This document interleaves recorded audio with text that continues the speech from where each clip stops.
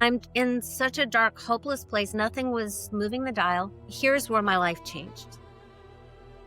My coach, he said to me, if your money was a person, who would your money be? In that moment, I saw a guy. He was this big, scary, violent, malevolent biker dude, and bald, and he had sideburns and the tattoos and the wife beater shirt, jeans and the big belt buckle. The main thing was that he felt really dangerous, and I could feel my whole body tense up. That was my big aha moment. I had no idea that I felt that way about money. No idea that I was pushing it away. I've had clients who started at zero. My client Perry had to borrow the money to hire me and then made over $12 million. I call the process financial alchemy. Step number one is... It is Morgana, isn't it? Yes. I was literally named after King Arthur's sister. King Arthur's sister. What's the story there? Morgana Rae was the sorceress, his sister in the Arthurian stories. And my family started a ridiculous thing in the 1960s called the Renaissance Pleasure Fair, the first ever. And that's where the birds and all the like 1960s hippie rock stars went. And it started the flower child movement. And so I grew up pretending to live in Elizabethan England for 6 weeks every spring. And that was the milieu where I was almost certainly conceived at one of these fairs because I was born 9 months later. And so that's how I got named Morgana, was just, this sort of like Anglophile fantasy thing. And my mom liked the idea of naming me after some powerful, magical, pre-Christian female leader. Interesting. So that's a good place to start. So Okay. how has that affected your journey and how you view yourself? Growing up in Los Angeles with a name like Morgana as a kid was really, really rough because all the other kids are named Jennifer and Julie and Laura, and even my sister 7 years later, Lisa. So they all have, the balloons and all the things that have little girl names on them already come ready made. And Morgana was sort of the weird one. So I think it contributed to a lot of social awkwardness as a little kid. I've grown into it. It's a good name for an adult, but being named after the world's most famous witch is really, really rough when you're 6 or 7 years old. And somebody would say, they would tease me and call me Morgana Banana, and I would burst into tears and go running off. Oh, I was a little sensitive. sure. Yeah, I feel like, yeah, a unique name is a bit of a baptism of fire. And like you say there, it's, yeah, probably has advantages later in life, but you've got to get through that, Yeah. that period in school. So which would you say would probably do you think it made you more resilient? I think it made me sympathetic to outsiders. Mm, Uh, when you're 7, you shouldn't be weird. As we get older and being interesting and individuating has more value, then uh then you can live into it. And also, as we get older, it's easier to find our people, our tribe of, other weirdos who dig you. But we don't have that resourcefulness when we're little kids. So yeah, it has made me very sensitive to and sympathetic to outsiders, people who are marginalized, very I tend to just come to their defense, and I have just love for that experience. And I think ultimately, maybe that's why I've gone on the path that I've been on my whole life is, because there were years that I didn't have a friend in the world in, like, 3rd grade and 4th grade. Uh, and so I started thinking really deep thoughts as a kid. And I remember being 12 years old and really thinking about what are we as human beings? What is the nature of the universe? And really wanting everybody to have a better experience while we're here. And I think those are the questions that still drive me. What are we? What is the nature of reality? And how do we all have a better experience while we're here? What is our purpose? And how do we help each other? What is your purpose? I think that is my purpose, is to help people not just have a better experience. Like I want to alleviate suffering because uh I find um injustice and suffering that can be ameliorated, it just intolerable. Uh but more than that, I really, oh my God, it's to restore human beings to our greatest resourcefulness, because I do come from this perspective that despite a myriad of challenges and setbacks, and it's not an equal playing field. And I learned that when I was hit by a car when I was 16, and I was like, that's easy peasy, straight A student. And now, after a week in a coma, I have a traumatic brain injury, and my brain doesn't do what it had done all my life. And I couldn't remember things, I couldn't concentrate. And it was such an eye opener that I just took for granted that people who didn't get good grades were lazy. And I couldn't imagine that people have other things going on, you know, traumas at home or brains that just didn't fire like mine did. So it's not an equal playing field in our flesh suit experience, but I do believe on a deeper level that is beyond our experiences, that there is a great, I would say, unified equality of all of us. So when I was a young kid, thinking these deep thoughts, the adults were like, "Oh, that's wonderful." Ha ha ha. And like, "Oh, you're an old soul." And what a ridiculous idea that any soul can be older than another. I think that we're all just these fundamentally wise spiritual beings coming down into this living experience to learn what it's like to be human, so that we can help guide, teach, and and elevate each other.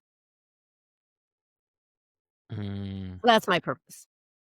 yeah, I think that's something that I keep coming across, both externally and interviews and through my own introspection, is that deep intrinsic need to, I think that's the word, bring other people up,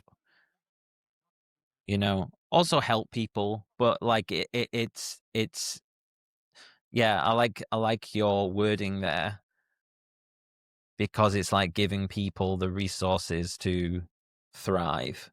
Yeah. We need a fundamental respect for each other.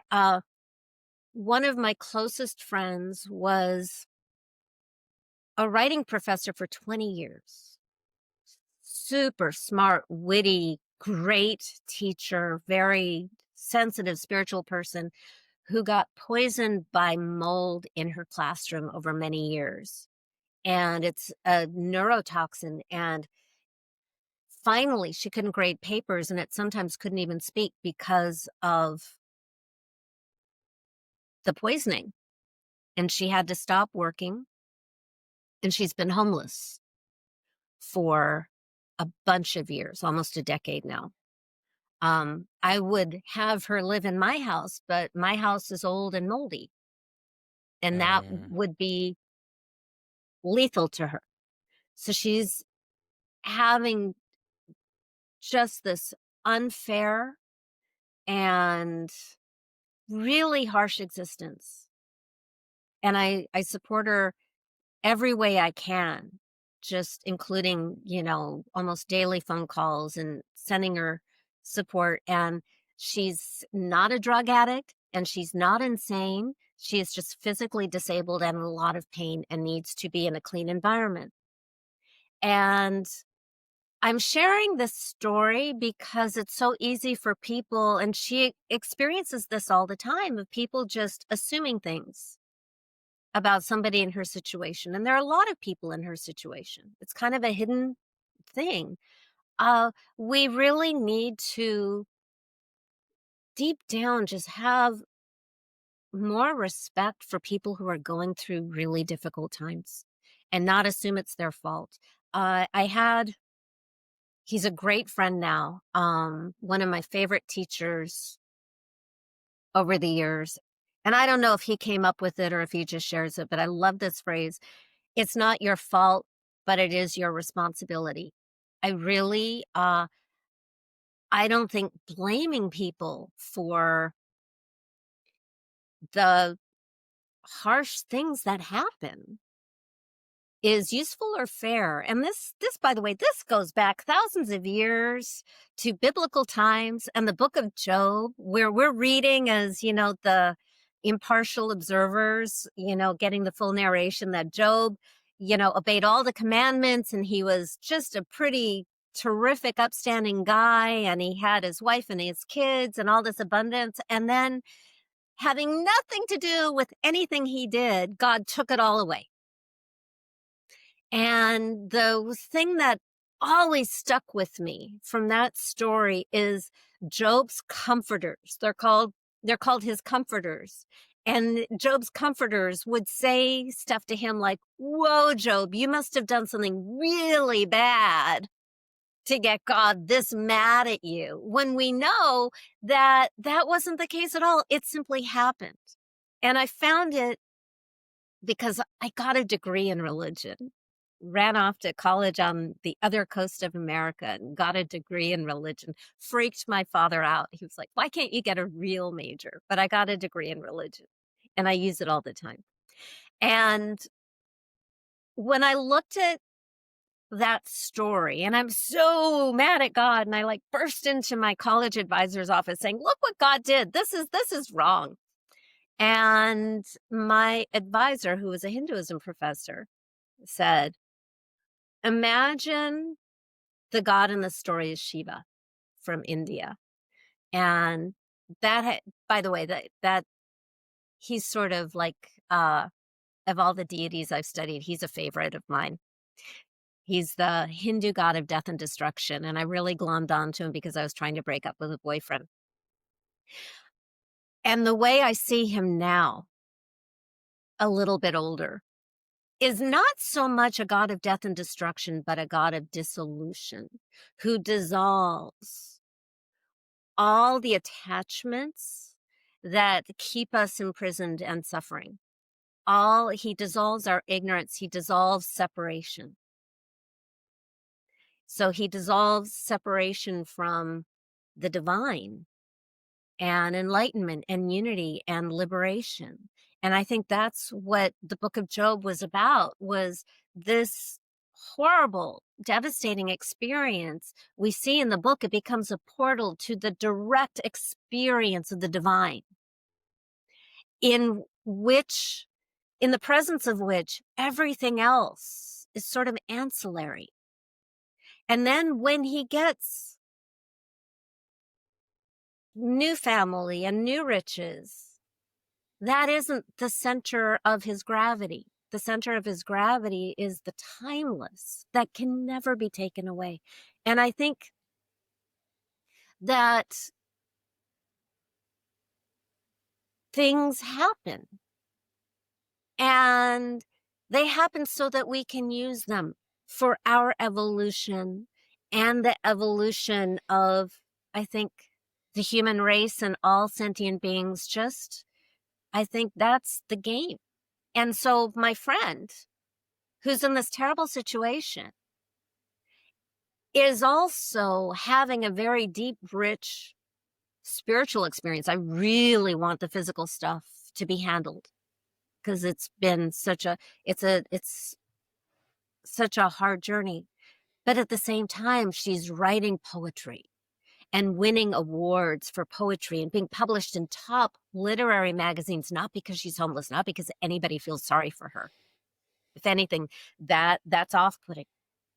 But because she's writing these divine revelations that I feel, Sylvia Plath is one of my favorite poets, and I get that same visceral whoa experience. And I'm not into poetry, but when I hear hers, it really affects me. So she's on her path. We're all on our path. And it's not what happens, it's how do we meet it? And how do we let go of what's temporary and find within ourselves that next level of insight, wisdom, experience? And I think I mentioned I had that car accident when I was 16. And, the coma, the head injury, I couldn't concentrate, I couldn't remember. But the interesting thing that happened was my intuition just sort of blew up in compensation, where I started knowing things before they happened. And I also had my first really major experience of non-duality, where we had this like 11th or 12th grade homework assignment. That probably means nothing in England, but this is like, 12th grade college. That's how it works in the United Yeah, States. I've watched a lot of American TV growing up. So. Okay. So you can speak American. Good. We had this homework assignment, and it's in the 1980s, and there's still the wall between the East and the West, and, people are worried about, nuclear weapons. We should probably be more worried now. But there was this homework assignment where the teacher said, so imagine there's an atom bomb that drops at this intersection about 5 miles from us. And I don't even remember what the assignment was, but I was supposed to write an essay. And I went into such a dark place just imagining that and all the loss. And I was in this very, very raw state because I was struggling to overcome the head injury, and I hadn't slept in a year and a half. And, and I was living on somebody's dining room floor because I was also homeless. It was a rough time. And I'm doing this homework assignment, and I just couldn't stop crying, and I was in a panic attack. And then it was like I was pulled out of all of that. And I saw in that moment, I was 17 years old, that every good thing that has ever happened or will happen can never be undone. Michelangelo's David, if you dropped a bomb on the statue and obliterated it, that it was made, that it ever existed, that is eternal. And it's like all time is simultaneous. Just this ever-present now that we experience as consecutive different moments, but the fact of it happening lasts forever. So it's like we're all living all of it simultaneously. We move, but time is, I think it's called in science, it's called superposition now. Mm. It's really weird where I'm starting to see articles about particles, and they're sounding like that weird vision I had in 1984. Um, so anyway, yeah, just, the gifts of these dark experiences. Uh, and at the same time, there's so much that's so unnecessary. The tariffs that we're having in the United States didn't have to happen. The shutdown of the federal government and the withholding of food for the poor, unnecessary. There's so much that happens anyway just because we have bodies, And the more we can, I think, support each other, the more resourced we are for the things that will necessarily happen. All human beings are going to have our hearts broken. We're all going to have, injuries eventually. I had a really good run. I didn't get one until I was 55. We're all going to have stuff. And so the more we can help each other to minimize the stuff that isn't necessary, the better. I ended up on this weird, wild, totally not planned life coach path where my focus is relationship with money. I'm the religion major talking about Shiva, right? This was not my intended focus, but because of my own spectacular failure, using everybody else's systems and inner strategies, outer strategies. I had my East Coast education, and I had this pile of coaching certifications, and I had a bunch of celebrity clients, and I wasn't making money. Like, really seriously, at my lowest point in 2003, I was making $100 a month in Los Angeles. That's like 100 pounds in London. Good luck.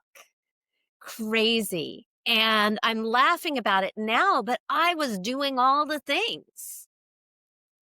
Public speaking, I had people who wanted to hire me. I was doing all the things, website, business cards. This was long ago enough that we had trifled pieces of paper we called brochures for the young people. And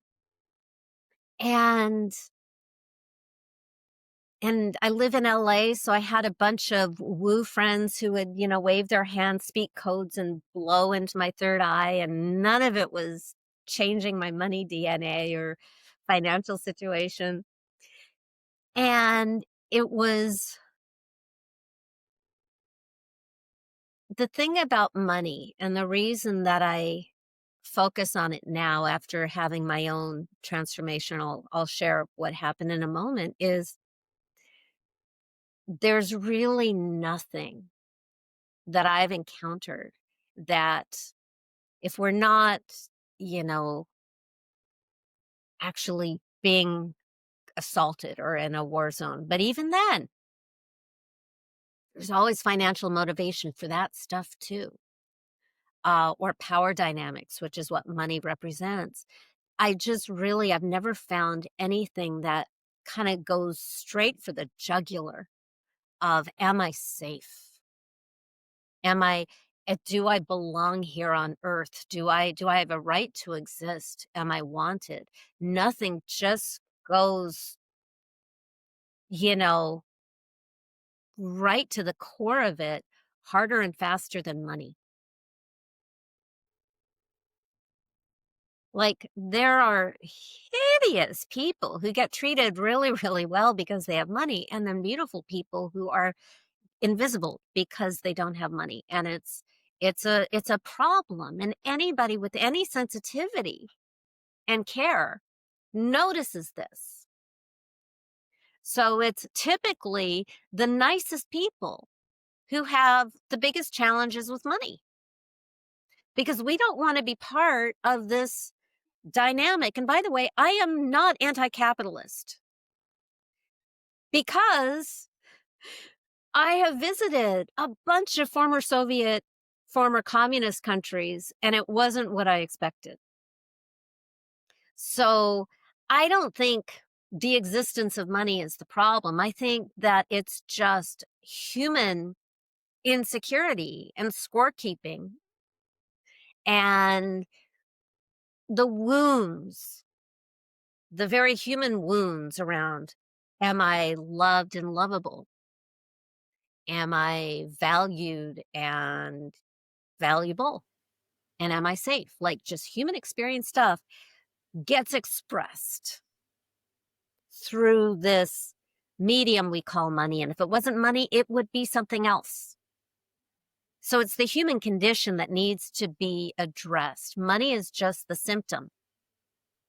And money kind of magnifies who you already are. So you have rich people who become wildly wonderful philanthropists, like, hello, Dolly Parton has donated millions of books because that's who she is.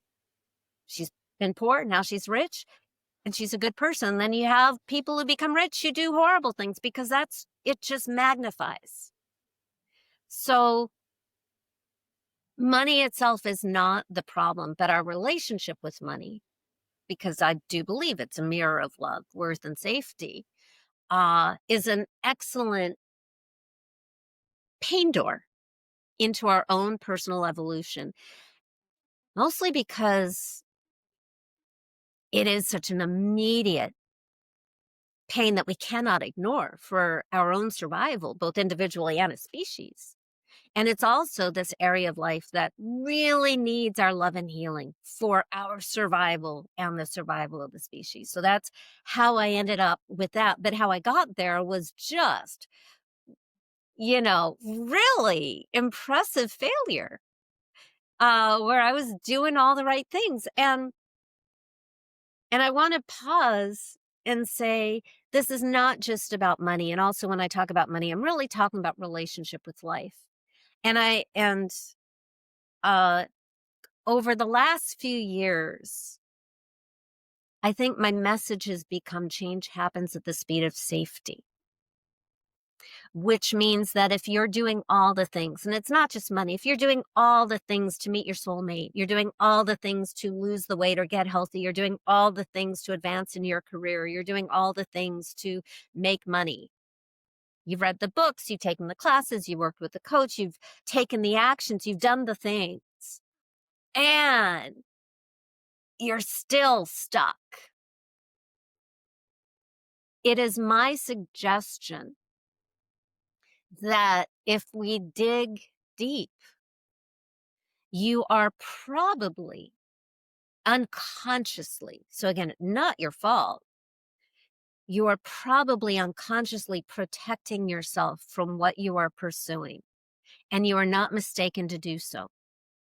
That there's some real pain around this thing that you want and you need and you enjoy, but there's something hidden. If your results don't make sense, you're probably protecting yourself, and you have very good reasons, because the prime directive of just everything in our system, that is ourselves, is to protect the host. So the prime directive of every cell in your body, Jason, is to protect and sustain Jason. And the prime directive of all your behaviors and beliefs and attitudes, even if they're really counterproductive, is ultimately out of love for Jason, to protect Jason. And we pick up beliefs from traumatic experiences when we're younger that probably kept us safe for a while. And then eventually we outgrow them, and the same behaviors that protected us can become poison. And that was me with money. I know this will be shocking, and I'm the only one, but there were money conflicts in my family growing up. Oh my God, right? I'm the one. What a shock. And seriously, I had 2 major inheritances stolen when I was 12 and I was yeah, they might have both happened around the same time, Wow. around 12 years old, and major, major betrayals by the people who were supposed to protect me and love me. Stole really big inheritances. And so grown-ups stopped talking to each other and started bad-mouthing each other, and they were all people I loved. And I made a decision around that time, and, you make those decisions and you have no idea how they're gonna stick. But I made a decision that this was all grown-up stuff and I loved everybody. So I was just Um, going to, you know, stay out of it and choose love. And then 20 years later, I have no money because I'm choosing love, and that means rejecting money. And to this day, I will always care more about people. Uh, and I didn't know that this was going on in the background. What I did know was going on was people wanted to hire me and they said they were going to hire me and then they disappeared and didn't pay. And at one point I took a class on overcoming sales objections because at this point I had like 7 certifications, mountains of testimonials, a bunch of, celebrity clients on my list of actors who had no credits, who now had TV shows or had sold films and stuff like that. And I'm making $100 a month. And I'm having public speaking. People would talk to me. They'd say they wanted to hire me, and then they wouldn't show up for the first call. And I took this class on overcoming sales objections, which teaches you the magic words when somebody says, I'd love to, but I don't have the money or the time or blah, blah, blah. And, I graduated as a National Merit Scholar with a brain injury. So I'm a good student. Um, so I said the magic words and 7 people said, "Yay, that sounds great." And then they disappeared and ghosted me. And that was when I sort of lost my mind and just didn't see how I was going to live. And I'm light about it right now, but it's terrifying. It's terrifying when you're doing everything and you can't make a living. It's scary because that's your survival. And I was in this really dark place. And this is how things changed for me. And this is what I want. We're leading into kind of my shtick in the world, which is really to guide world-changing leaders to heal the rift between heart, spirit, and money so that they can save the world.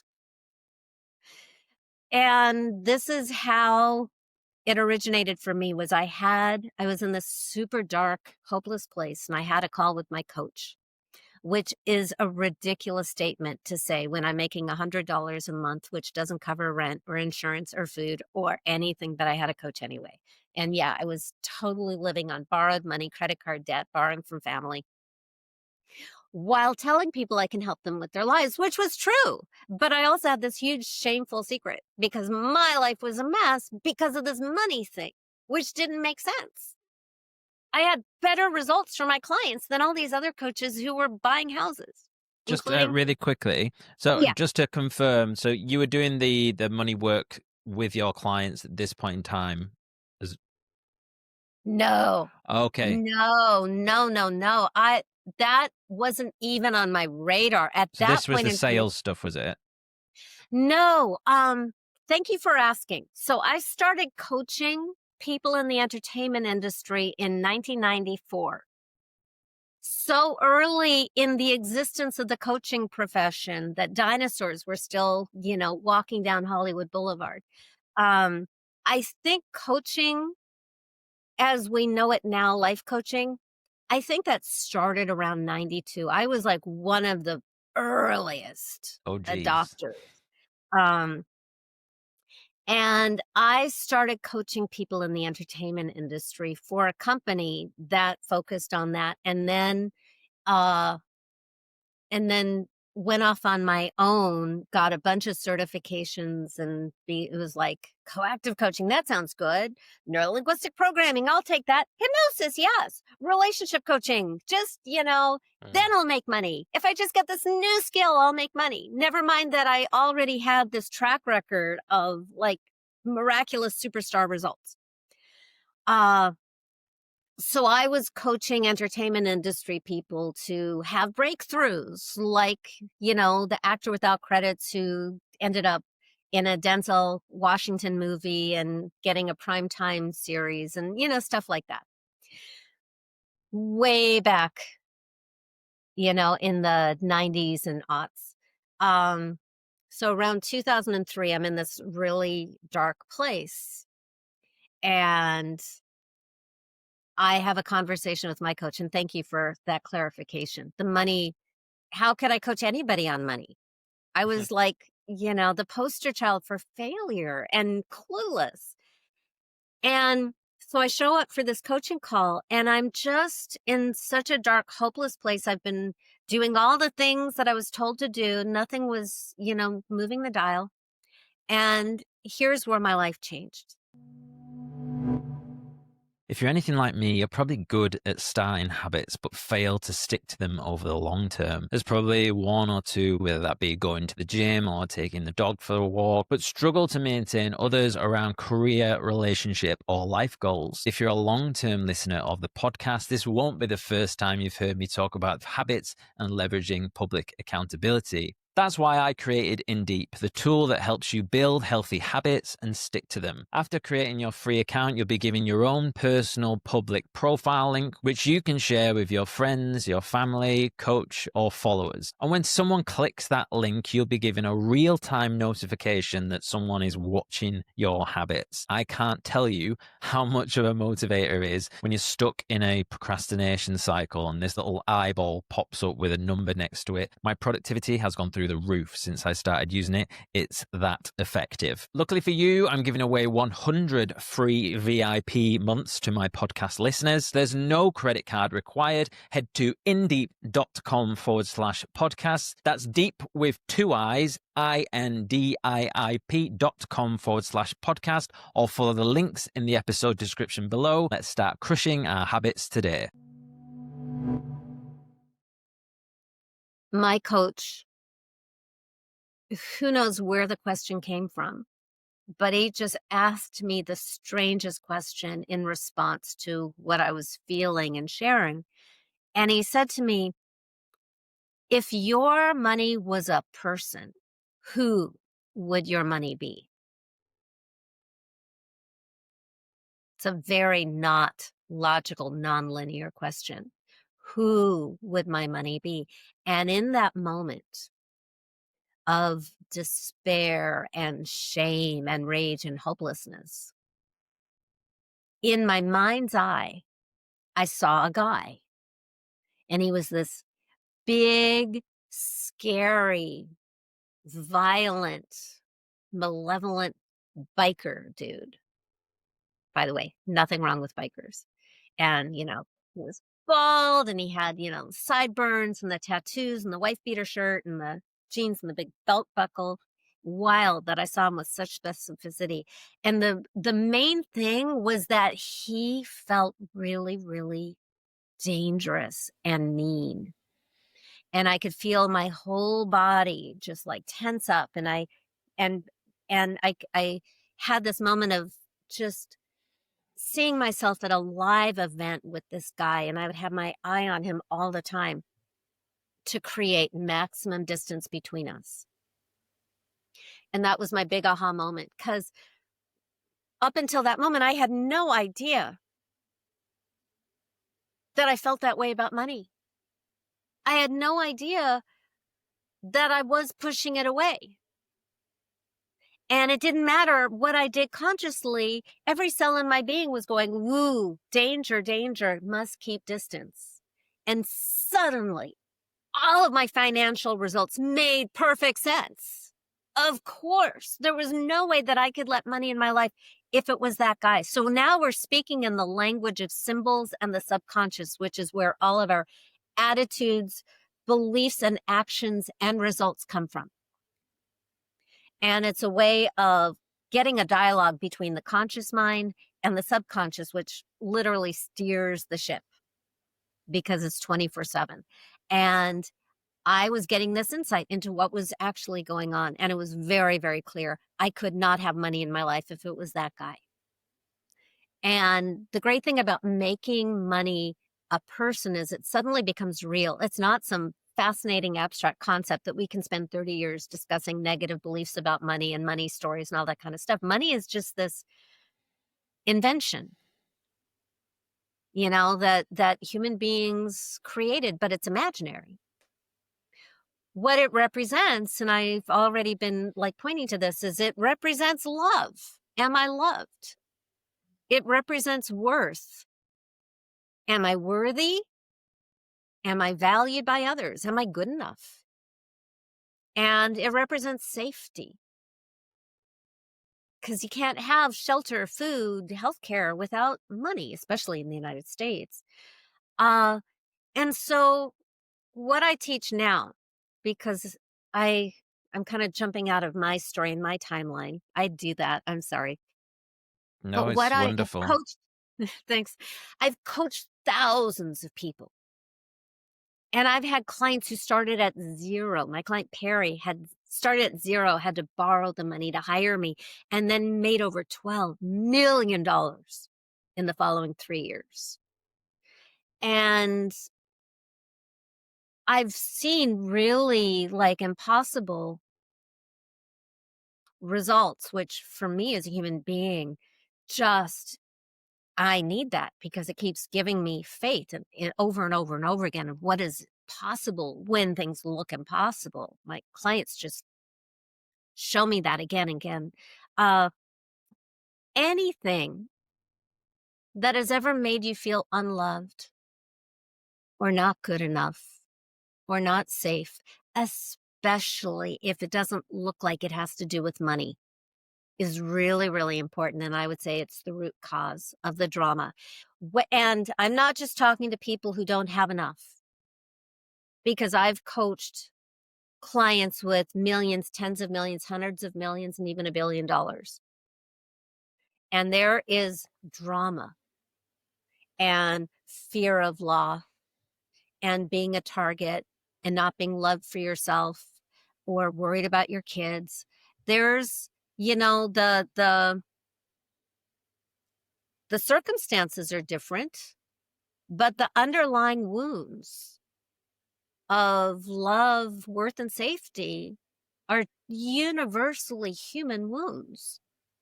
And maybe they'll show up in money, that maybe they'll show up in something else, but I've been hired by people who you would not expect to have money issues, and it shows up in interesting ways. So I know a lot of my peers love to say, change your money story, change your life, which, by the way, great marketing.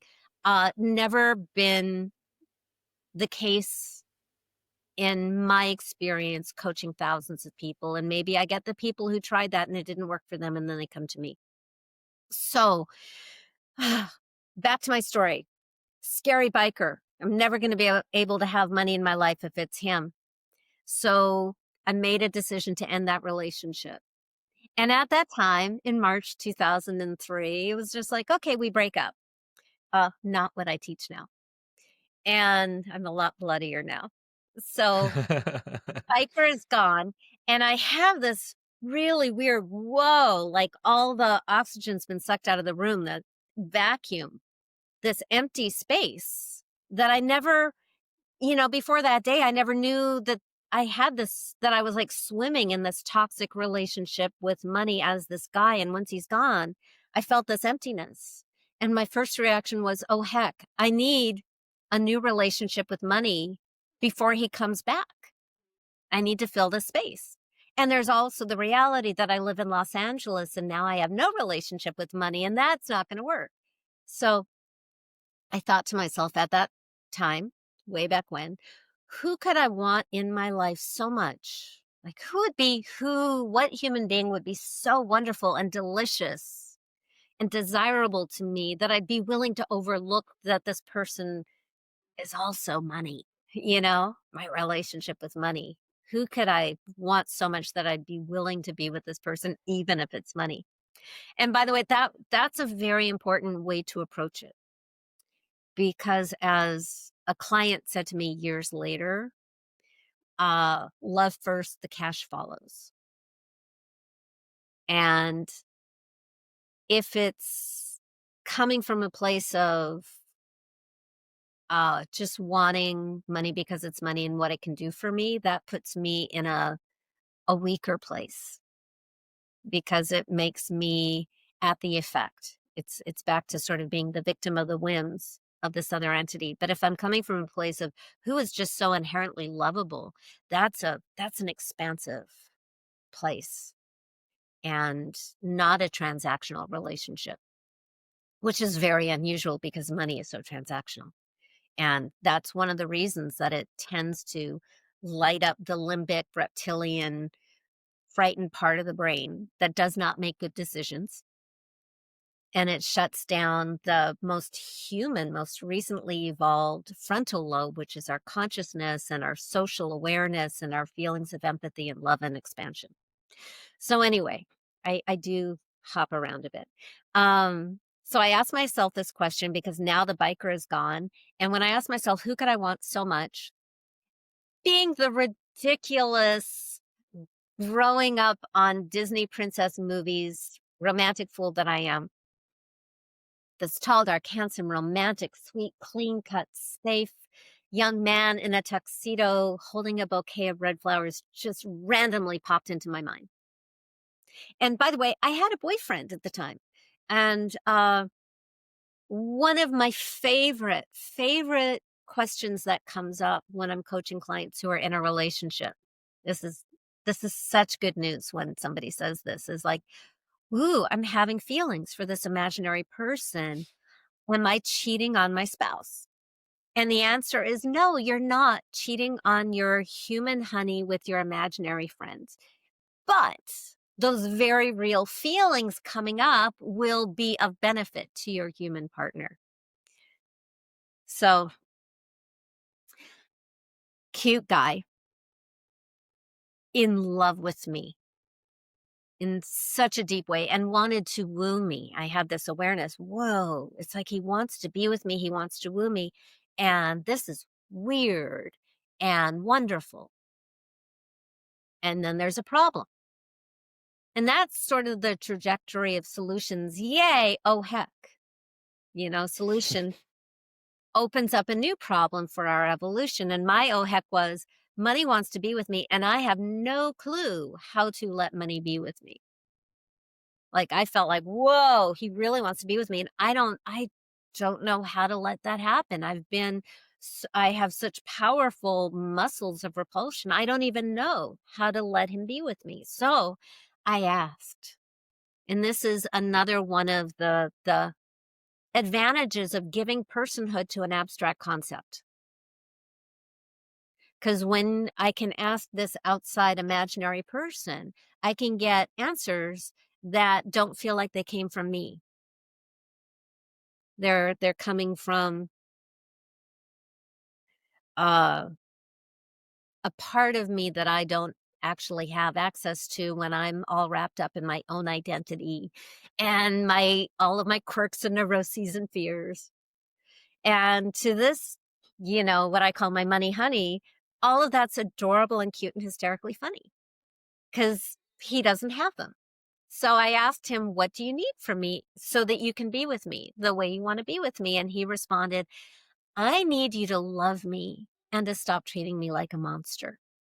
And in that moment, he said that with such vulnerability and even hurt at the way I'd been pushing him away for years and years and years.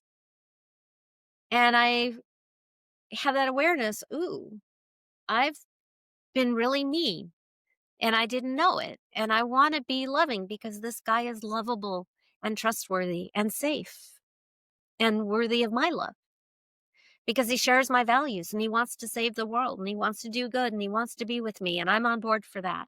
So I made an agreement that I would stop treating him like a monster and easy to love him because he's lovable.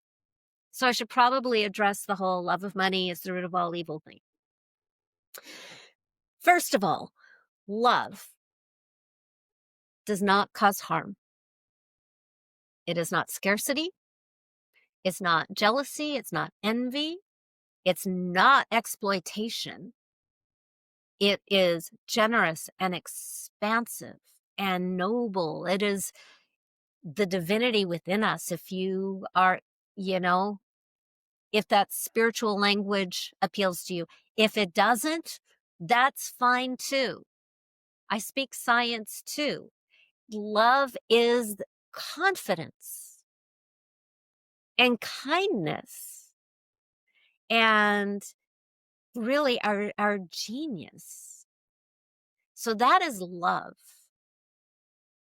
And anything that is not that is not love.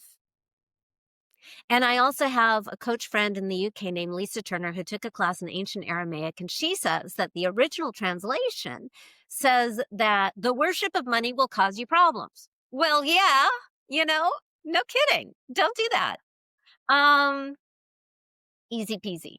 So love, good, always, because it makes you your best person. And it also relaxes the reactive brain and lights up the genius zone of your frontal lobe, where all of your best ideas and solutions are going to come from anyway. So I made a deal with my money honey that, but I didn't come up with that. I was teaching a class to a bunch of coaches 2 years later, and somebody stood up and I just kept it. Somebody else said, "My money honey says this," and I was like, "Money honey, locked in forever." So I made a deal with this sweet imaginary entity, and to our brain has no distinction between real and imagination anyway, so it all is real. I made a deal that next time he brought me a gift, instead of freaking out when they say, "What do you charge?" Freaking out like I've got this, big, drooling, smelly, embarrassing monster over my shoulder, I would just say, "Oh, this is my fee," with the energy of, "And isn't he beautiful?" And the funny thing happened is over the next few days, 4 people showed up, reached out to me out of the woodwork and hired me for double what I'd ever charged before in my life. And they just kept coming over time. And it was a few months later that I noticed, because clients kept coming and I started having waiting lists and doing group programs and stuff like that. I noticed that clients had money issues. Whoa, because they're human beings. And money is the number one excuse that human beings give for what we can't have, do, or be. So I started trying out this change I had on them. Full disclosure, it was pretty much a splat. Blah, just, hey, make your money a cute person. Not good enough. That isn't what makes it work. So I had to reverse engineer, and I wasn't marketing the money. It was just coming up because they're human beings and I'm coaching them. So I reverse engineered to find out what really needs to happen to make this work. And I think I got it really well dialed in because my clients have made so many millions of dollars once I figured out what needed to happen. So here's what I know now. And I call the process financial alchemy. So it's not, law of attraction where it's high vibes only. By the way, if you're into law of attraction, you can use this too. I just, big L, totally failed with the, positive thinking and vision boards and mantras and all that. So I had to go with what worked for me. So it's a 6-step process. And alchemy is the transmutation of lead into gold. And in our, for our purposes, lead in human experience. And the more you have of that, the more gold on the other end. So your victim experiences are sacred. They are what humanize you and give you the capacity to respect the experience of other sentient beings, other feeling beings. Yay. And we get to use them. Even if you've healed it a million times, if you have any energy around that thing, milk it. You've already paid the price with your pain. Now you get to just use it for good for the rest of your life, whatever shows up. And so step number 1 is uncovering the root cause of the money drama. And that's where we will eventually create the money monster. And by the way, you can use it for other things too. In 2012, 9 years later, I used it on my I created a love monster. And I was 45, had never been married. 2 months later, met the guy that I've been married to now for 11 years. It's interesting you say that, because this whole time I was thinking it feels similar to the whole attachment thing. And then, and it would make total sense with you saying that the love monster as well. Well, I think all money monsters are love monsters. And I don't really know what we're going to call it when somebody first comes to me. And sometimes I'll call it a love and money monster. I had one client, Leslie from Idaho, who saw me speak at a live event up there and bought my Money Goddess Experience Home Study course. And because I was on stage, I gave this like special bonus 15-minute quick start call to everybody who bought my Money Goddess Home Study course, which is what I'm teaching now, but then some other stuff tagged on that are kind of very female experience skewing. And she did the process on her own. And like in the first week, she slayed 2 money monsters. And I think the first time she got a check for $20,000, and then she got a check for $50,000. And then we had our conversation. 2 money monsters, by the way. Yeah. And I'll explain that. Okay. I think so. This was back in 2016. So you can slay one and then like another one shows up. Well, not necessarily. Not necessarily. You can go deeper. My first money honey lasted from 2003 to 2008. And we had a great run together. And then here in the United States, I'm not sure how it affected the rest of the world. We just had a huge economic collapse in 2008 in the United States. Yeah, we did too. A big implosion. And I was seeing stuff I'd never seen before in my life. Just people who couldn't get a credit card, which was wild to me because when I was growing up in the 80s, if you had a pulse, they wanted you to have a credit card so you could build up debt, right? I just was so affected by people losing so much and the fear and the desperation. And I stopped trusting money. I was so angry about the pain that I could no longer trust money. I just could, it broke my relationship with the money honey that I had. And I had to start over. And I had to use the insecurity of like the larger field around me of what was going on in the world. And even if my life was secure, but my money was getting stuck too, because I was so upset and affected by what was going on around me. And so I needed to just start over and put all of this new information and new stuff into a new money monster and start over, slay that. New money honey was Clive Owen.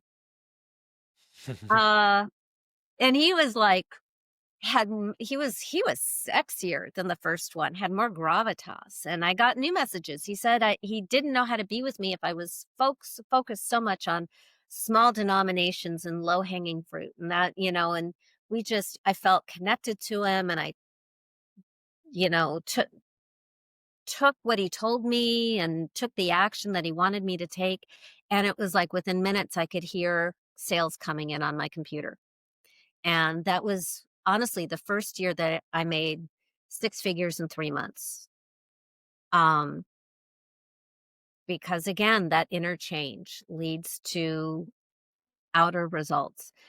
So in Leslie's case, she was just digging deeper and deeper. It's like, oh, she dug up stuff and that gave her a breakthrough, but there was more stuff. And then I had a call with her, that 15-minute quick start call, which probably lasted a half hour. And I heard stuff in her life history, her family history, that I was like, ooh, I think we should turn this into a monster. And the interesting thing that happened was within an hour of our phone call, she got a call to look at a house that she had been trying to sell for years. And nobody had even requested a viewing in over a year. But within minutes of our call, somebody wanted to see the house, and it sold. That we spoke on a Friday. It went into escrow on Sunday for $1.2 million. Uh, So since I love to come up with theories, or they just, drop into me, because of seeing stuff like this happen so often. I mean, and I always tell a client, I don't know how much or when. I have no idea. But I have all these stories on my website of, people with their names and their faces sharing their own experience, and all these experiences of things coming in really big and fast. Like, not only did I meet my husband 2 months after I slayed my love monster, but he came up with the idea that we should get married 100 times in 100 countries. So we've been married 29 times so far. So my bucket list was just get happily married once. And all those years, of applied intention since my first Disney princess movie, and since I first chased Brian Patterson under the piano at his 5th birthday party, and Brian was the older man. I've been on the hunt for my life partner, and all that energy was just kind of like building up behind this protective wall because of love traumas. And when it became safe, not only did it show up, but it showed up bigger, as if all that energy really was not wasted. It was just building up. So that is my theory, is that that is my theory for why results can come in so much bigger and faster than I can explain. So step number 1, uncover the root cause. Always love, worth, and safety, especially if it doesn't look like money. The money stuff is the stuff that we see. It's the obvious stuff, but it's the hidden stuff that really messes up our results. We know we want money, but we don't know why we're unconsciously protecting ourselves from it. And it's always the pain of love, worth, and safety, because I think those are the pains of life. Whether it's your money monster, your love monster, or your health monster, or your God monster. Because everything I'm describing is relationship with life. It's just doors into the same room, our relationship with ourself and existence. Kind of the stuff I was talking about at the very beginning 30 years ago when this call began. Step number 2 is when you dig up enough. You don't have to get all your traumas. You certainly do not have to re-traumatize yourself, and we don't want you to go so far that you dissociate. I just want you to get enough feeling, because this is how we light up your neurology and we can rewire your brain. Triggers will happen. Money will always be a trigger, and it can be a trigger of fear, or it can be a trigger for love. And you're going to get better results if it's a trigger for love, because then you are not at war with yourself. If you have love and saving the world and expressing your true self and your full potential on one team and money on the other, everybody's going to lose. So we have to put them all on the same team working together. Anyway, so step number 2 is when you get that big enough discomfort from step 1, uncovering the root cause. Now you imagine a person is responsible for all these bad things that ever happened to you, ever happened in the world, all the stuff that wakes you up at night is step 1. Now we're going to blame it on an imaginary entity. It's not going to be you, and it's not going to be your parents, and it's not going to be anybody who's you're living with. Because step number 3, so it can be like some famous person, because that's, if you don't have a direct relationship with them, they're still kind of imaginary to you. Is that the same as the monsters? Yeah. Yeah. This is step number 2 is you're personifying the pain, and this will be your money monster. And we don't want to make it you, and we don't want to make it your parents. We don't want to make it your spouse or your sister or, because in step number 3, if you remember, I just kind of broke up with my monster. One of the benefits of coaching thousands of people over the last 20 plus years is I've learned what works better.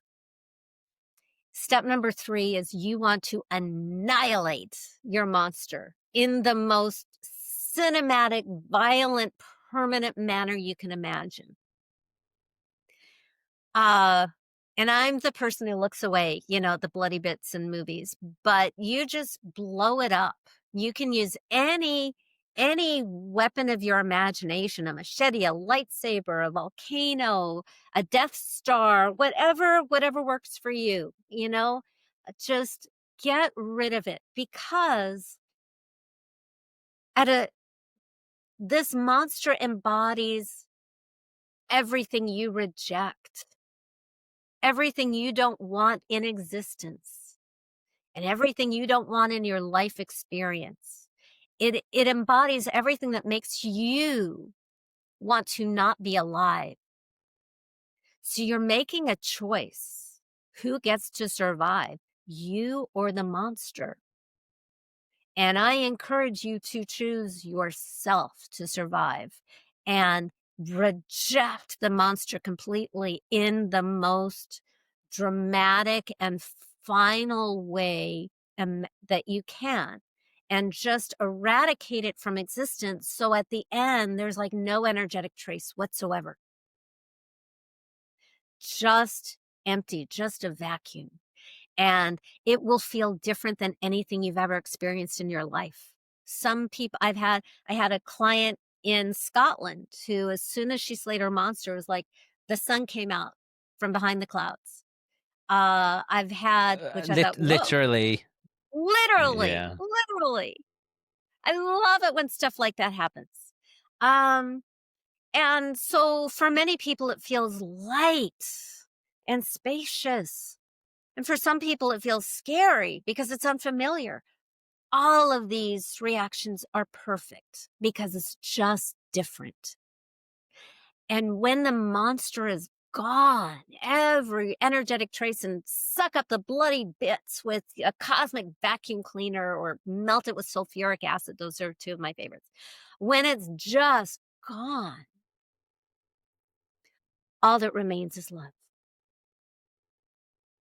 You've everything that no longer has permission to be in your life experience, you obliterated it permanently with that when you killed and rejected and annihilated that monster.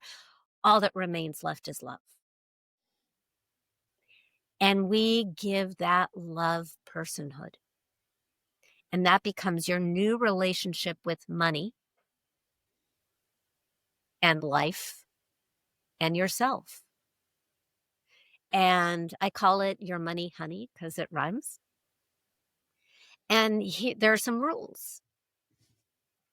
This money person loves you more than anybody in the world and chooses you over everybody in the world because this is your relationship. And this person feels safe. And you want to be with this person. And if any of these things are missing, just go, check to see if there's any monster energy, just residual little monster. If there's anything where I don't feel worthy of love, put that into a monster. And by the way, it doesn't have to be this big dramatic monster. It might just be this little monster that, now that you know how to create a monster, just turn that into a monster and reject that. Get that out of the way. And when all that's out of the way, then there's space for this new relationship that loves you.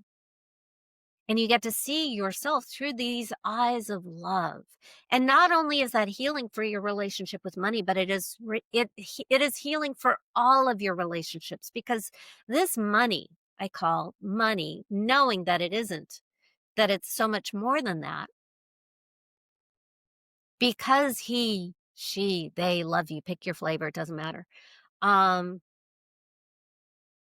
This entity is going to want you to have relationships that reflect that love you, that honor you, that respect you, that elevate you in all areas of your life. And it's going to change all of your relationships for the better, or those relationships will go away. Because when you don't value yourself, it breaks your money's heart. Just like when you love somebody and you see them hurt themselves, how painful that is for you and hard to be with. So step 4 is you meet your money honey. Step 1, uncover the root cause. Step 2, personify it as your money monster. Step 3, obliterate your money monster by any means necessary. Step 4, meet your money honey.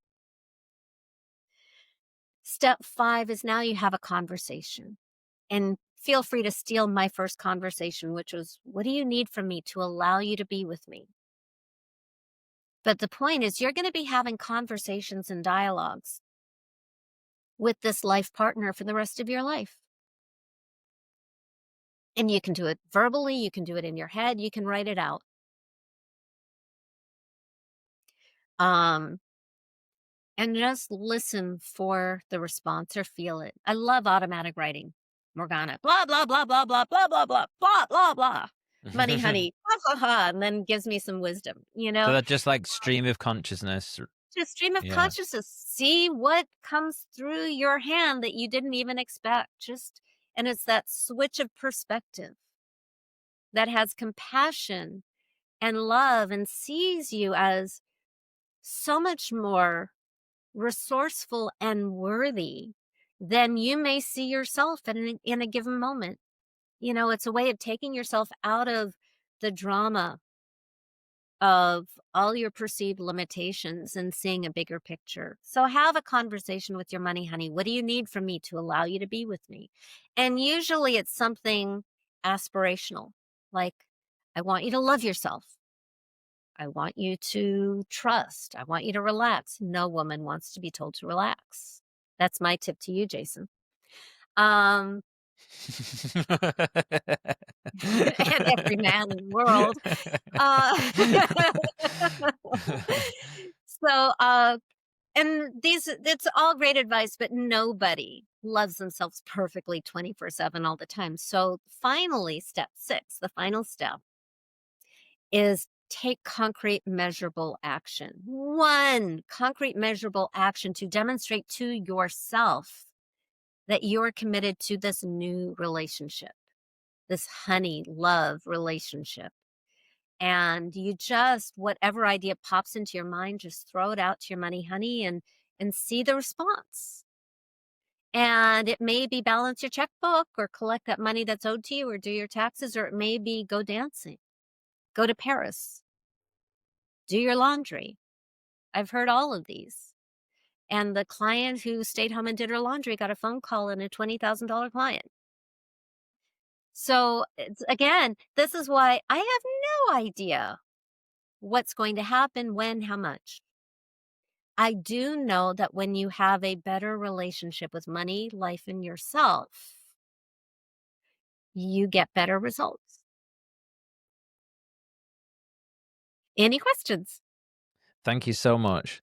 I love listening to you. That was awesome. Thank you. Tons of questions. I like write some down and then we'd move on, and then write some down. So I've got okay, where should we start? You mainly coach women. I coach women and men. Mhm. By the way, I love men, and I coached such wonderful men during my, all those years that I was single looking for my person. And thank goodness for that, because I could have given up on men based on my dating experience. But Mm. these wonderful clients just reminded me that there are great men, human beings out there. Uh, I market more to women just because I do this retreat in Bali once a year just to go to Bali, and that's Mhm. for women only. But in terms of coaching, human beings are human beings, and I coach men and women. So, looking at that, because you were talking about your money honey, and I pictured, these men basically being the money honey and also the monsters, but I was thinking like how it might work for guys. What do they t typically come up with as their monsters or honeys? It depends on the guy. So, like, I had one client who madly, madly in love with his wife, a petite brunette.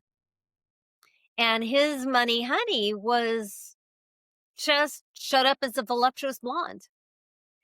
And the cute thing here is his wife was curious about this money honey, and it kind of added some sizzle to their relationship. And I think when I was telling you your money honey might tell you to go to Paris. So I had this client years back who his monster was related to this just like innocent thing that happened when he was 3 or 4 years old, that he had a lot of shame around, even though he was just a toddler and it was an innocent thing. But this event happened and he just had this shame that, and we just found that, through the course of digging in step one. I do all of it always in one session. All 6 steps have to happen together. And that explained not only his financial blocks, but also his blocks romantically. We're all rooted in this, shame that he locked in at such a young age that now through adult eyes, we can see how innocent it was. So he slayed all this monster of shame. And by the way, his monster was female and his honey was female. And she was this elegant woman. And what she wanted him to do was go take his son with him on a trip to Paris.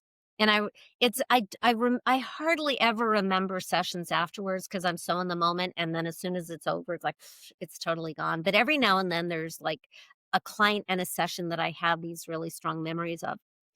And there were 2 things she said, "I want you to spend me on things that are worthy of me, not on junk. Like, I want you to take your son to France." And I think his money honey was this elegant French woman. And so he booked that trip to France, but here's the punchline, is a month later, I heard not from him, but another male client who was his friend, that this client made $1.6 million dollars. I didn't even find it out from the client until later. I found it out from the friend who told me. Wow. Um, so it's your flavor. It's whatever lights you up and also makes you feel safe. So occasionally I'll have a client who's just has so much anxiety and trauma around the opposite sex that her money honey doesn't have to be a man. It just has to feel safe and loving and equal. I do like of I do like this kind of lover archetype when it's safe because it just lights up a joy for life, uh, and really sort of heals a lot of our broken, insecure parts as adults. But the most important thing always is that your money honey is safe and loving. And with some clients who they might have like a sort of a transitional money honey, and then they're like ready for I want someone who's of the opposite sex. I want this romantic one. And what I always say to clients, especially if they've had sexual trauma or relationship trauma, is that this relationship is safe and respects your boundaries and goes at your pace always. Does that answer your question? Yes. Yeah, I think what I was wondering is, of those 6 steps, which are the areas that people need the most sort of prompting with, or a little bit of support, and what are some useful prompts for teasing out those things? Oh, and great question. So, people, if they're going to get stuck, they're either going to get stuck in the money monster or the money honey. And once in a while, I have people who are both. I've usually I can do the whole thing in 45 minutes, 90 minutes. I've also had clients where it took 10 hours because my job is to outlast any monster. And sometimes that means going really slow and backtracking when somebody dissociates, whatever or we need to go through many, many layers of money monsters to get down to the monster so that we can really clear it out. Uh, so for the monster side, whenever I coach, I always spend the most time on step number 1 because I want to go deep enough. Some people who show up, some people, the monster part is really, really easy. So if you are already in tons of anxiety, you have a huge advantage because the emotion is available to you. Mm, Yay, you. Not that I want you to be in anxiety, but that part becomes much easier to access.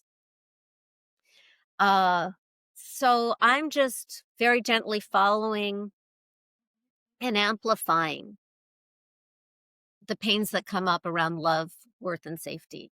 And I'll start with like, what makes you think you have a money monster? And we can start with the money stuff, but we want to get off of that into the deeper stuff.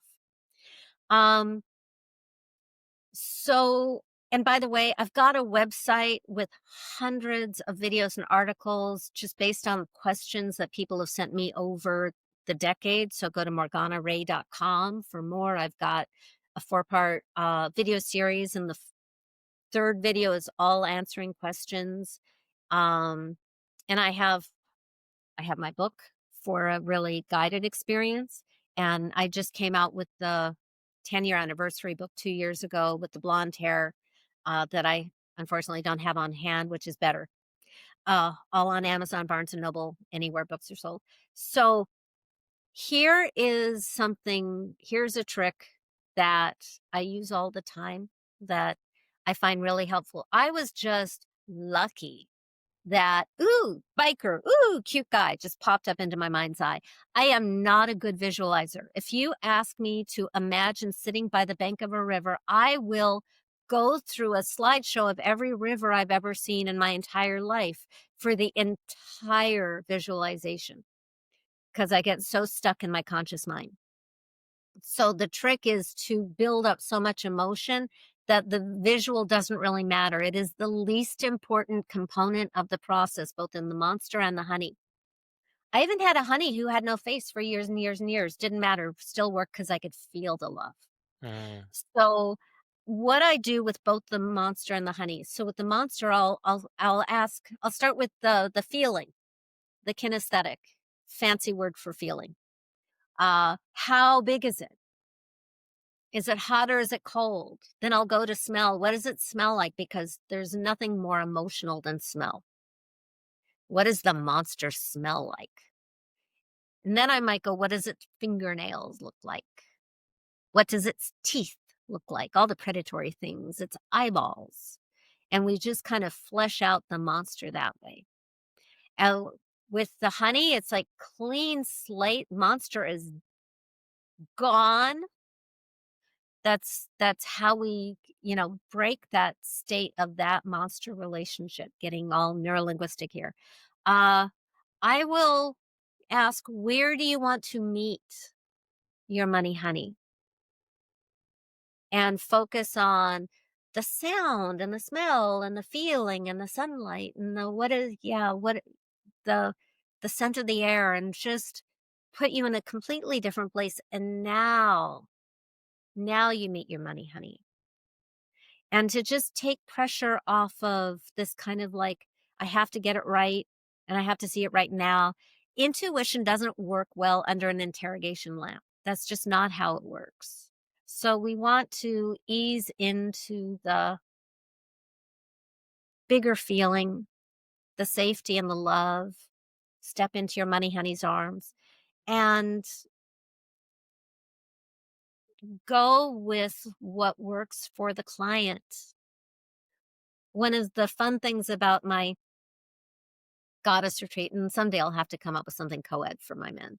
Um, but what I do love about a group, whether it's Bali, which is just women, or if it's one of my co-ed virtual groups where we coach on Zoom, or when you have a group, everybody gets to see and re-experience the process over and over again, because very often we can access things when we're not on the hot seat.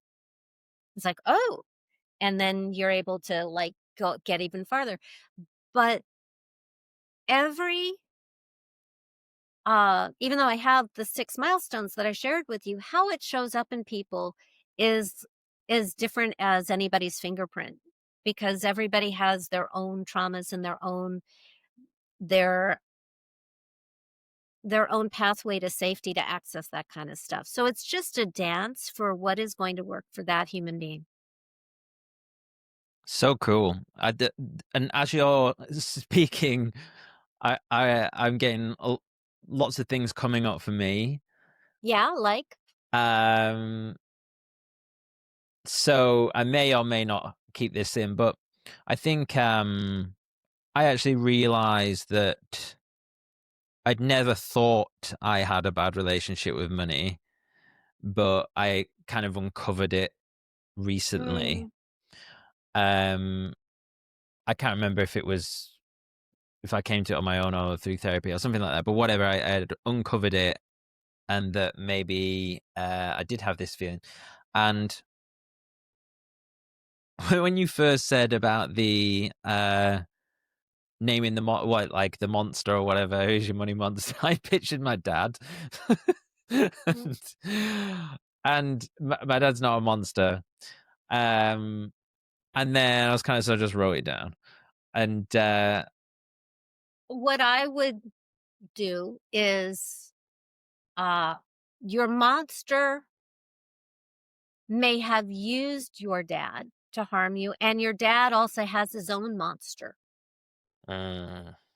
uh, If you're a parent, one of the reasons it's so important to uncover this and destroy it is because your monster will hurt you through your children, and you don't want to pass that on to your children. So thank you for acknowledging that your father is not a monster. By the way, I have coached clients whose parents really were monsters, uh, horrific stuff. And at the same time, there's something in them that's human. Like, no human being is nothing but bad. uh, And if they're in your life, we don't want to destroy them, but we can take the energy of the harm and the hurt and the hate or whatever it was, and put that into your monster. uh, yeah, yeah, so true. And I think what I was thinking is, I feel like I've started to ha- have a slightly better relationship with money just recently. And then I was like, oh, I'd also kind of healed my relationship or relation to my dad as well. And I'm like, okay, that's maybe that's connected. So connected. Money issues are always love issues. That's at the deepest level. It's always about love, and it usually starts with our parents. I mean, some people have great childhoods and relationships with their parents, yay. Mhm.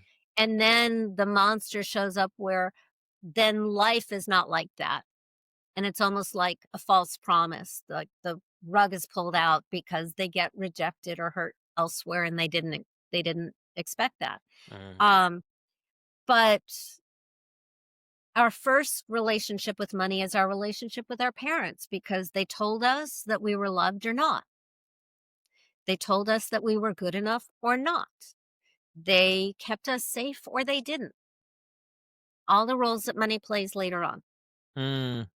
And I always you mentioned something called money DNA, and I was thinking like dad's side is more conservative, like family going back. There's a little bit more money in that family, and then we have uh mother's side, which and the divorced, obviously. The mother's side is working class, Irish, Scottish, and uh, but typically, how should I say it? I'm not going to say bad with money, but just really nice people, but never really had lots of money or wanted lots of money, right?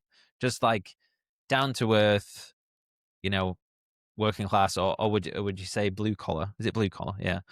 Yeah, we use both terms. Yeah. And I often think about that, like, because when, yeah, we typically, like, with relationships, like, is it called social assimilation or whatever? So you get with people from similar backgrounds or whatever. But like, my mum and dad was like, well, like Catholic and Protestant as well. So it was like, two things. So yeah, I have thought about like how that impacts my relationship with money, seeing two different approaches. And like I say, and because of divorce as well, then you have like it's even more divided in terms of Yeah, yeah. looking to how you sort of take their impart their wisdom onto the way you behave with money. Well, money getting in the way of love is like one of the biggest issues that comes up across the board.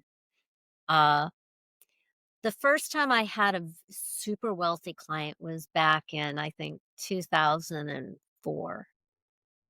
And she had tens of millions of dollars. And she came into it unexpectedly because she was an artist and she inherited this large sum of money that she never knew was going to come to her.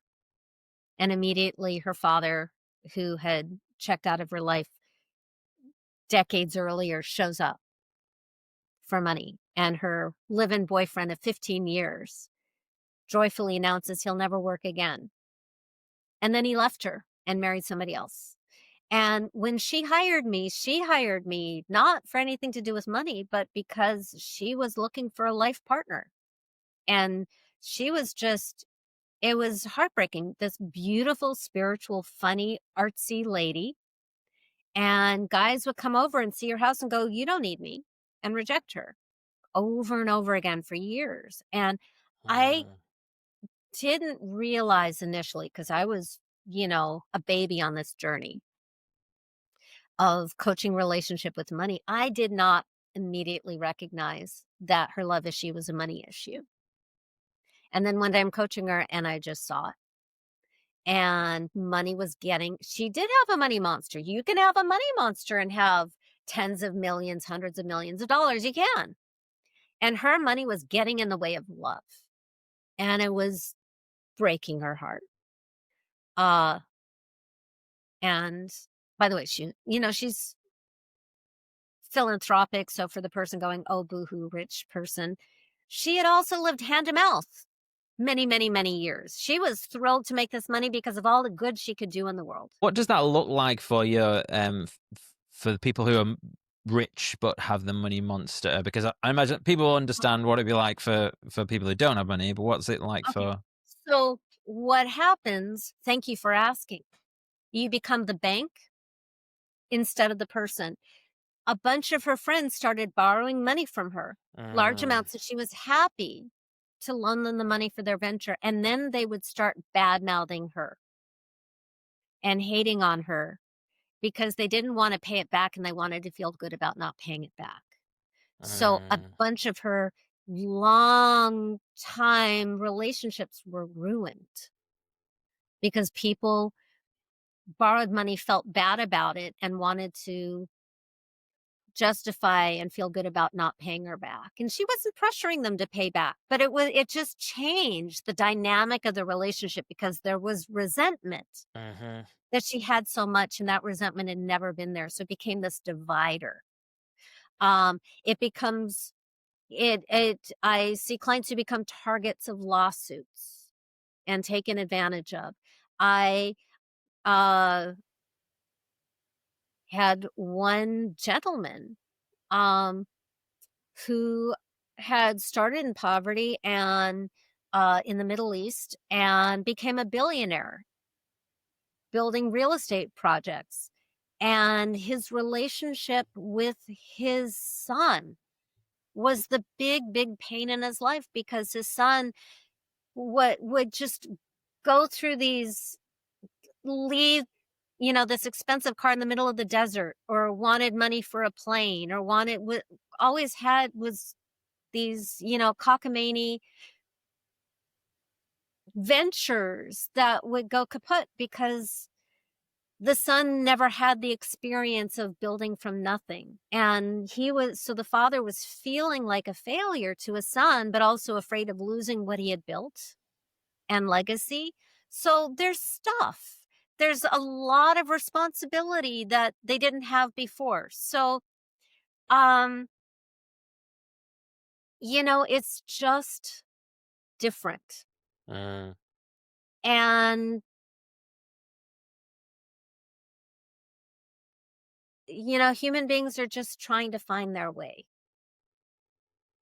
Uh, my wish for the planet is that everybody have what they need: food, shelter, housing. I'm not into some kind of communist manifesto because I've seen what that looks like mhm, in, in all of the attempts in our history to make that work, and it hasn't. But I do want us to evolve as human beings so that everybody has healthcare, everybody has the food, everybody has the education, everybody has the housing, and then we create from there. Um, so without it becoming some sort of like big brother determining what you get to do and what you get to have. So I don't know how that'll work out, but I'm, just one relationship with money at a time. mm, So yeah, getting getting in the way of love, making you a target because money brings up such fear and scarcity that there isn't enough. And that's why we see oligarchs doing crazy things that may destroy humanity on earth. And they know they're doing it because there is no enough. mm, When you have a monster, there is no enough. The wealthy female client. mhm, So when I realized she had a money monster, we slayed the money monster and she had a money honey and she started setting boundaries with all of her friends and improving those relationships. And then she attracted the smoking hot Buddhism professor mm, who fell in love with her, was not interested in her money, insisted that they set up a prenup, and was just in love with her spirit and her hot body, and they've been together for, I'm, teasing about that. But yeah, no, they were just madly in love and they've been together for 20 something years. wow, that's cool. I think that whole thing of is it called hypergamy, where it's a phenomena that's like touted around which is that women don't like to date down. Hmm. So so rich women might have trouble because they've got so much money or whatever, and they're kind of looking up. Maybe this is We so. don't want to date men who are going to resent us Mm, or be our child. yeah. Well, when I met my husband, I made so much more money than he did. And he was responsible for himself, and he was not intimidated by me at all. Mm, And our first date was a 6-hour date talking about the nature of the universe. Um, so he didn't feel competitive with me, and he didn't feel threatened by me, and he didn't see me as he didn't need to be rescued by me. And the funny thing is I'm friends with a lot of dating coaches in Southern California. There's like a group of dating coaches who like invited me into their clique, even though I coach, relationship with money as a guy, as if it's a guy or a girl or whatever. But and I was shooting some videos about an hour away for one of these dating coaches. She had a launch of her program, really high profile dating coach in the States. And she was asking me questions on camera about love and money and women who make more money than the guy that they're dating. And what I said to her, and and I believe this, is only good can come from a woman being financially independent, because then we get to choose the best man instead of settling for the best bank account. mm. Yeah, and I think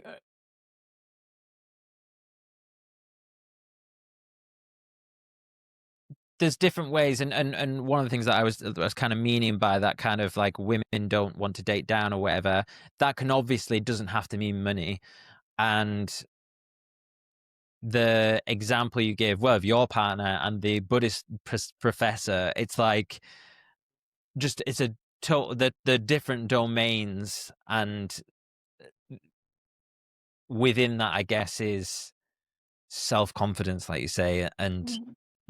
not feeling threatened. Um, what advice would you give to women who are crushing it but are struggling to find a decent guy? Um, so And I have another friend who's a dating coach named Evan Mark Katz, who you may want to interview, because that's sort of his niche. Please, Uh, I'd love to speak to him. yeah.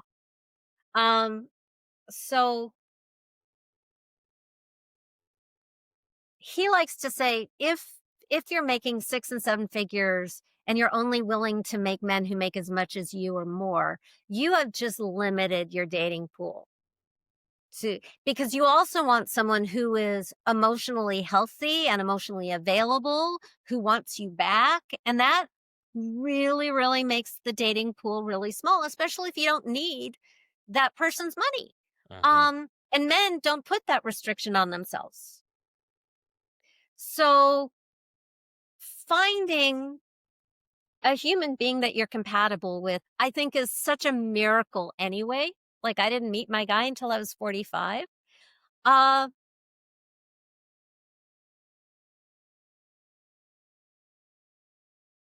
you're looking at the human being that you want to spend your time with. Choose character over characteristic. Somebody who makes less money than you is not dating down. Somebody who does not have emotional capacity and respect and kindness and cannot reciprocate, that is.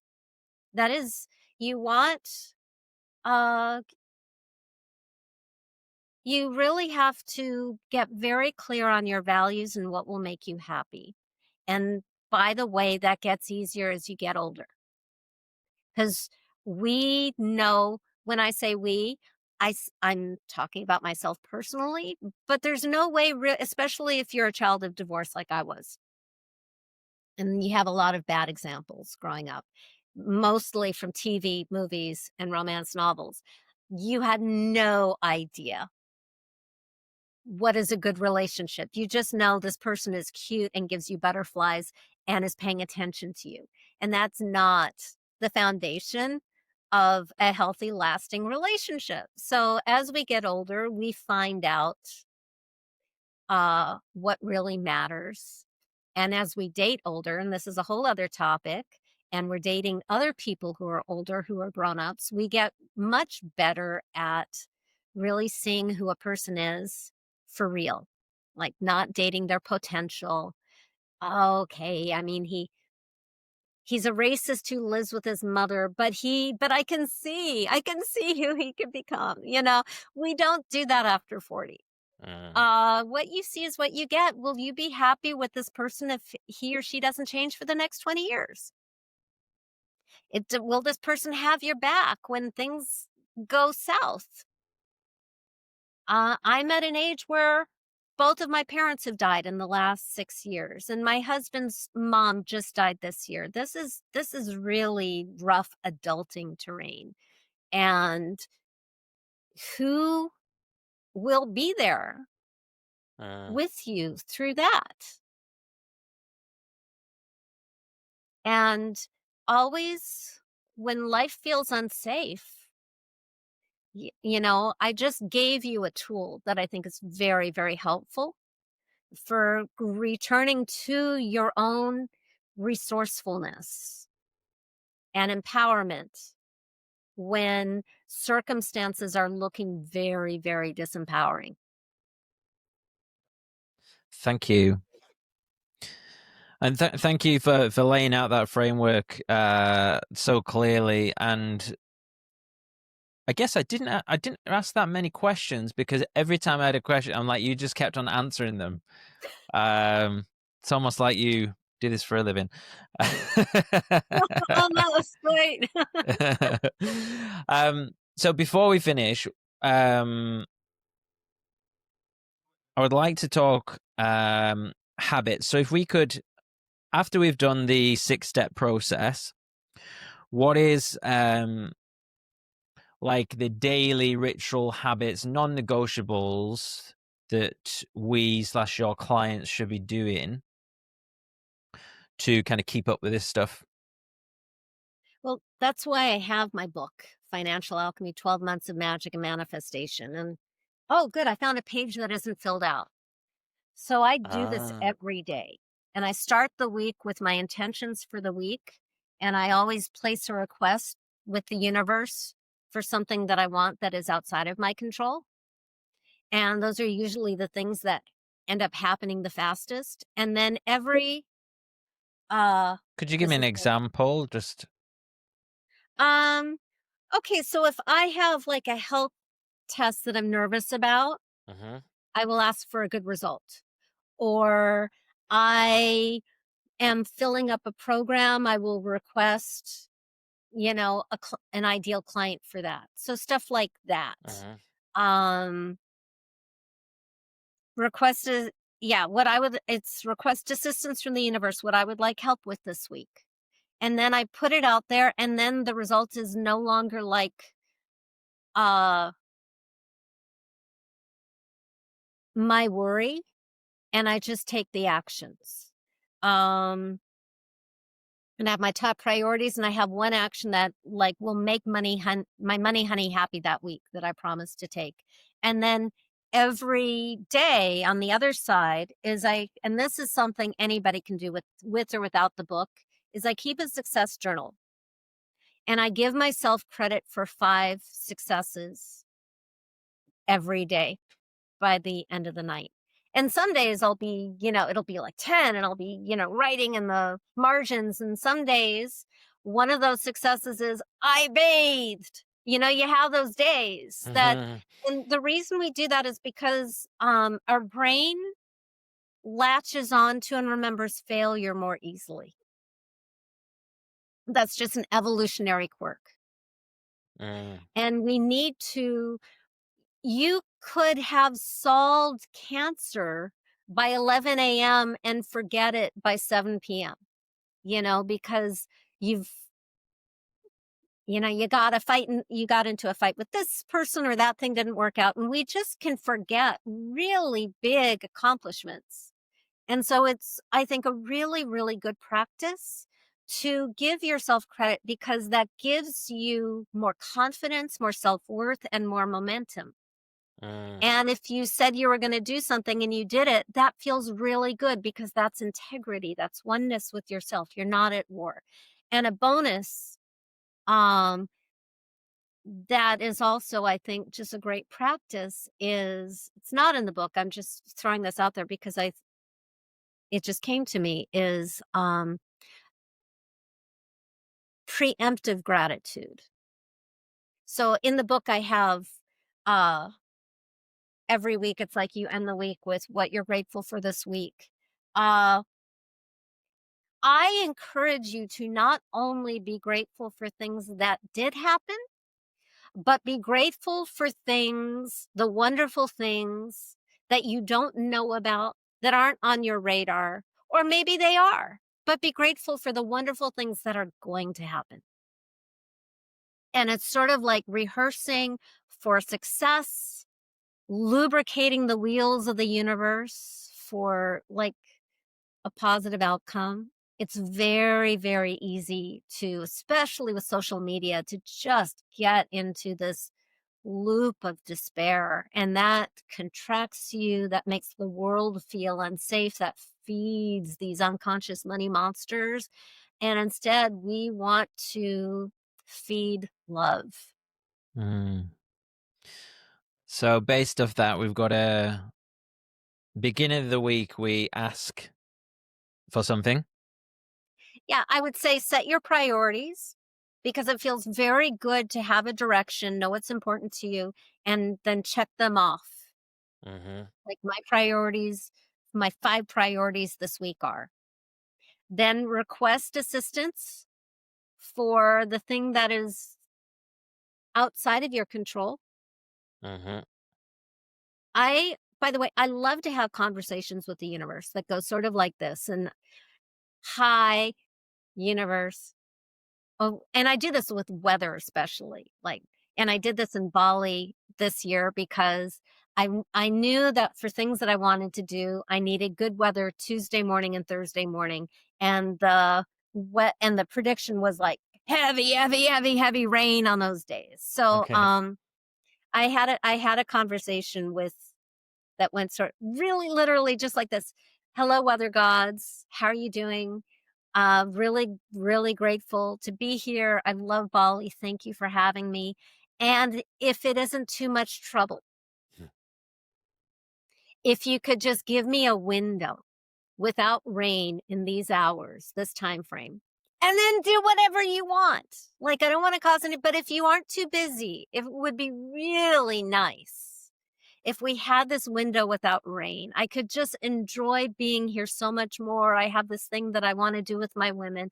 So if you could, it would be really nice to just not have rain.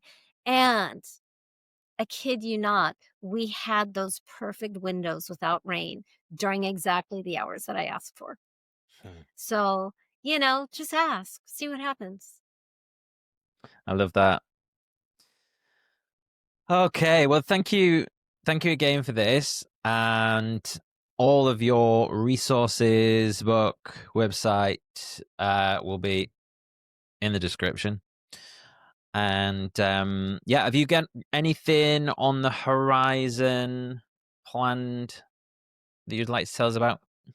Well, I am going back to Bali and Nice. uh I have my Ultimate Money Goddess retreat, which is a deep dive personal coaching retreat where every woman I'm going to individually coach you to slay your monster and meet your money, honey, and you will know it. So I have to keep it super small. 8 women is the most I've ever taken. And I have 4 spots left, and the dates are May 31st to June 5, Bali timeline. And if you're curious, just want to talk about it, learn more about it, first go to beamoneygoddess.com and then fill out a free application to have a conversation with me, and we'll see if it's a good fit or not. Fantastic. Do you know what's funny? I'm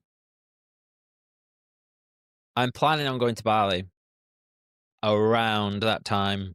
Yeah, in May. But Well, I'm a man, so I can't come. no, you can't come to that, but I arrive a week early and I leave a week later because it's a schlep and it's Bali, Mhm, So, mhm. um, yeah, drop me a note and maybe we can, go have lunch. That would be great. I would love that. Awesome. So I'll link all that stuff up. Yeah, this has been so good. So thank you so much, and yeah, I hope you have a wonderful day. Thank you, you too. Have a good night. Hey guys, it's me. Just a quick one before you get going. Thank you so much for making it all the way to the end. I really appreciate it. Don't forget, you can check out links to my guests via the episode description below. And a reminder to claim your free VIP pass month at InDeep. Go to indeep.com/podcast. That's INDIIP.com/podcast. If you're looking to improve your life and build habits, I really think you're going to love this tool. All links are in the episode description. Thanks for watching, and I'll look forward to seeing you in the next one.